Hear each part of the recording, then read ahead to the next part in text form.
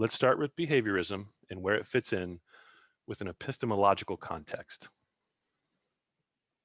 Epistemology asks, what is knowledge and how do we know?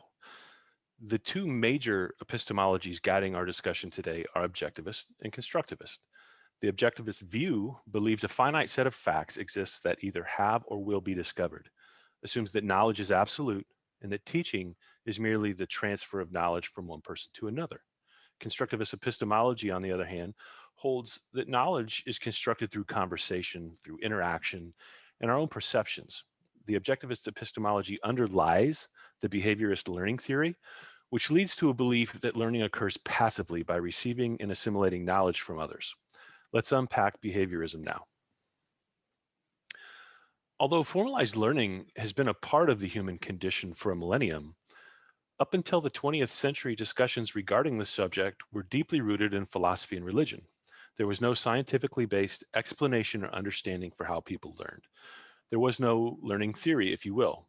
It wasn't until psychology emerged as a scientific and empirical discipline, thanks primarily to Sigmund Freud and friends, that the foundation was laid for the first learning theory. Behaviorism actually emerged as a counterargument to Freud's emphasis on the unconscious mind, primarily because of a growing distrust in self-reports and introspective analysis.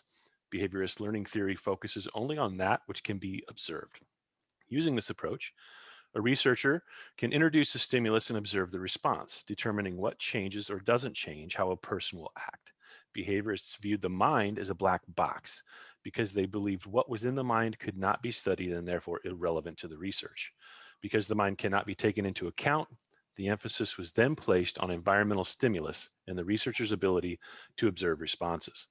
This becomes readily apparent in the two major types of conditioning espoused in behaviorist learning theory. The most famous scientist associated with behavioral learning theory is Ivan Pavlov, widely considered to be the intellectual founder of the learning theory. You'll no doubt recall his famous experiment where he placed food in front of his dog to stimulate salivation. Once conditioning began, Pavlov would ring a bell prior to presenting the dog with food.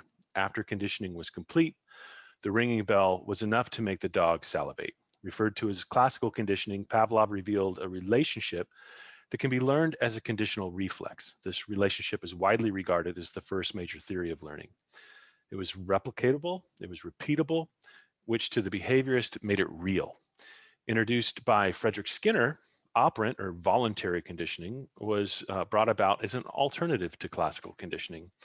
Where classical conditioning focused on stimulus and response, operant conditioning used positive and negative reinforcement to stimulate or teach new behavior. Skinner's most well-known example is the laboratory rat learning its way through a maze thanks to reinforcing stimulus, also known as cheese, and resulting in a tendency to repeat desired behaviors well into the future. Now that we know a little bit more about objectivist epistemology and behaviorist learning theory, we can dig deeper on the methods and practices of teaching based on this theory. The behaviorist learning pedagogy, which aims to promote and modify behavior in people. To the behaviorist, learning is nothing more than a behavior that demonstrates the acquisition of knowledge or skills. And to accomplish this, we're going to review three techniques and models, the most common of which, reward and punishment, uses positive and negative reinforcement to promote the desired behavior. Examples of this range from simple congratulations to something like detention in high school. The second, behavioral and instructional design, is the systematic planning and presenting of instruction to achieve a particular response. John Watson, an American psychologist, he argued the focus of instructional design is precision, prediction, and replication. And finally, published by a committee of scholars in the 1950s, the taxonomies of learning framework was introduced and was comprised of knowledge, comprehension, application, analysis, synthesis, and evaluation. Learning taxonomies assist instructional designers in identifying behaviors that can be deconstructed and programmed as learning objectives, as well as quantifying and assessing outcomes. Last but not least, I want to conclude with a look at the role behaviorist learning theory has played in the design and implementation of e-learning. Instructional technology has its roots in behaviorism. Thanks in large part to the Industrial Revolution and World War II, education needed to become scalable. The mechanization of learning, based primarily off the behaviorist instructional design, encouraged practice and reinforcement of specific tasks. The two major examples of this were teaching machines and programmed instruction. Teaching machines were born as self-scoring devices. Programmed instruction came about a few decades later when Skinner paired self-instruction of the content with self-testing. Programmed instruction allowed students to progress through a unit of study at their own pace.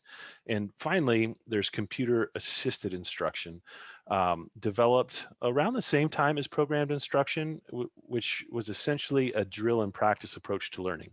In the case of CAI, control was with the program designer and not the learner. Although slow to be adopted, the rise of personal computing in the 1980s allowed the application of CAI for education in K through 12 settings and training the United States military. In essence, e-learning was born in the behavioralist school of thought.